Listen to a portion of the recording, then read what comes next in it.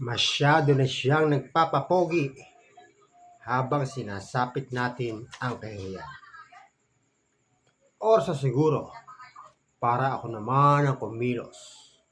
So mula sa rooftop ay bumaba na si Buhawi kasama halos lahat ng member ng Wild Spider Gang upang puntahan si Jeben sa classroom niya.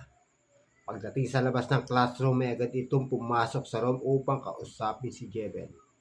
At ito ang bungad na salita ni Buhawi. Ikaw ba si Jeben?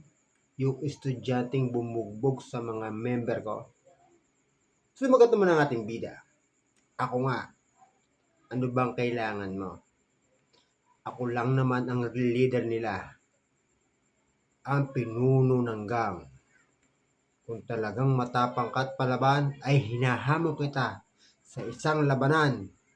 Sa bagay, wala ka namang magagawa o pagpipilian. Dahil pag di ka pumayag, ay aaraw-arawin ka naming puntahan para guluhin ang iyong pag-aaral hanggang sa magdesisyon kang mag-drop out. Hindi ng iyong mga kaklase.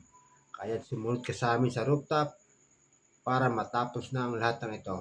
Ito ang sabi ni Buhawi.